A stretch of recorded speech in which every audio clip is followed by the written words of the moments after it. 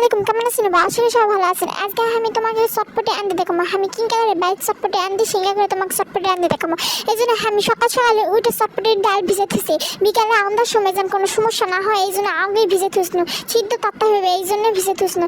আর এক প্রেশার কুকারের মধ্যে বিকালবেলা চটপটির ডালগুলো ঢালিছি। তারপর একটা ডিম দিছি, কয়টা চার পাঁচটা আলু দিছিলাম, বড় বড় আলু মাঝখানে কেটে দিছি, দিয়ে একটি প্যানি দিয়ে ঢাকনা দিয়ে ঢেকে দিছি সিটি তোলার জন্য। এদিকে আমি পেঁয়াজ সব কিছু কেটে ধুয়ে দিছি। চটপটির উপর ফুচকার পাপড় ভেঙে খামো এই জন্য ফুচকার পাপড় লিসনো।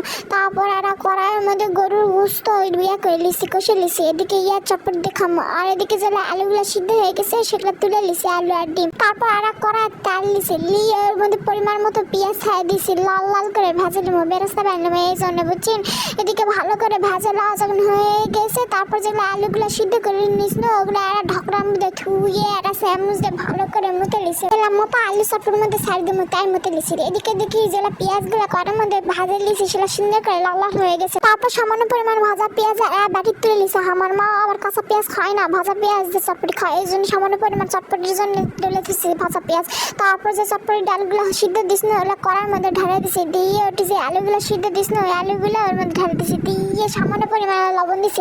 বেশি লবণ দেওয়া হবে না, বুঝিনি? গুস্ত জেলা কষে থুসে তো লবণ দেওয়া আছে, বেশি লবণ দিলে তো আবার বৃষ্টি হয়ে যাবে। তারপর যেগুলো মাংসগুলো এক সুন্দর করে কষে থুসে ওগুলো মাংসগুলো চটপটি ডালের মধ্যে ঢালে দিয়ে যে সুন্নিটা আছে ওই সুন্নি দিয়ে ভালো করে ঘুটে ঘুটে ঘুটে ঘুটে রান্না লাগিয়ে দেবো মশলার মধ্যে। না রান্না লাগিয়ে দিলে হবে না, বুঝিনি? সিদ্ধ হওয়া লাগবে।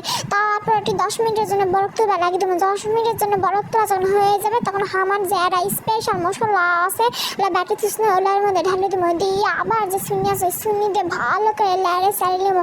লাড়ে সারিয়ে না নিতে হবে না, বুঝিনি? এক নিঃশ্বাসে কথা কথা যা কষ্ট হচ্ছে তারপরও খুশি তোমাকে জন্য। তোমরা তো আবার লাইক কমেন্ট কিছু জানি না কথা না করলে। তারপর যখন সুন্দর করে রান্না হয়ে যাবে হাত দিয়ে টিপে দেখছি হয়েছে নাকি, সিদ্ধ হয়েছে নাকি। যখন সিদ্ধ হয়ে যাবে তারপর যে রাঁধুনি গুঁড়া মশলা আছে ওরা ওর মধ্যে ঢেলে দেবো, দিয়ে সুন্দর করে আবার সুনি দিয়ে ভালো করে লাড়ে সারিয়ে নেবো। নাচা তো টেস্ট হবে না, বুঝিনি? রাঁধুনি মশলা দিলে বেশি টেস্ট হয় এই জন্য আমি রাঁধুনি মশলা ব্যবহার করি। তোমরা কি করে হামাক করবেন? 5 মিনিটের জন্য চুলা থুয়ে দেবো, চুলা থুয়ে দিলে হয়ে যাবে। এদিকে আমি আগেই টক বানিয়ে নিয়েছিলাম। আমি কিন্তু তোমাকে দেখাচ্ছি ফুচকা 3টা করে আমি টক বানাই। তোমরা যারা দেখেননি আমার ফুচকা বানানো ইয়াটা দেখে আসবেন, দেখে টক শিখে নেবেন। এদিকে হয়ে যাওয়ার পর সুন্দর করে ব্যাটি লিয়ে খাই নেবো, ফুচকার পাপড় মধ্যে ভেঙে দিয়ে খাই নেবো। তাহলে অনেক কথা কিছু তোমার সাথে কথা কম না, বেশি বেশি করে কমেন্ট করবেন, লাইক করবেন। তাহলে আজকের জন্য এক না টাটা, আল্লাহ হাফেজ, সবাই ভালো থাকবেন।